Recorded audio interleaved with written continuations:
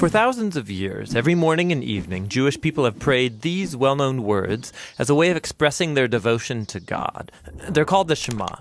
Hear, O Israel, the Lord is our God, the Lord is one. And as for you, you shall love the Lord your God with all of your heart, with all of your soul, and with all of your strength.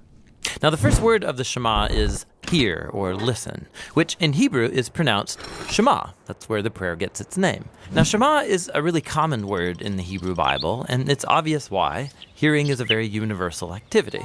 It's usually connected with the ear, as in Proverbs chapter 20, ears that shema and eyes that see, the Lord has made them both. Now that seems basic enough, but if you look at the other ways that Hebrew authors can use the word Shema, they use it to mean more than just let sound waves enter your ear. In Hebrew, Shema can also mean pay attention to or focus on. So when Leah, who wasn't loved by her husband Jacob, she has a son, and she names him Simon, or in Hebrew, Shim'on, because, she says, the Lord has sham'ad, that I am unloved. So Shema means to hear and to pay attention to, and even more. It can also mean responding to what you hear. This is why so many of the cries for help in the book of Psalms begin with a call that God listen.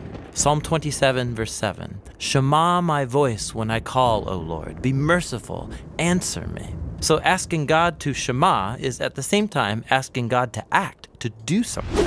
It's similar to when God asks people to listen. Like when the people of Israel come to Mount Sinai, God says, if you shema me fully and keep my covenant, then out of all the nations you will be my treasured possession.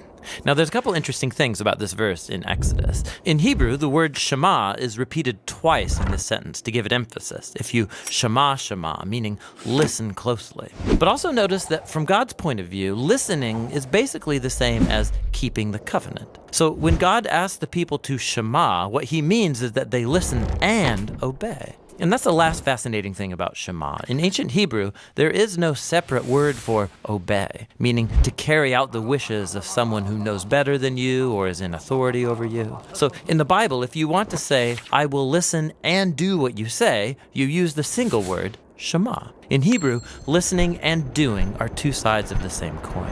This is why later in Israel's history, when the people were breaking their covenant promises to God, the Hebrew prophets would say things like, they have ears, but they're not listening.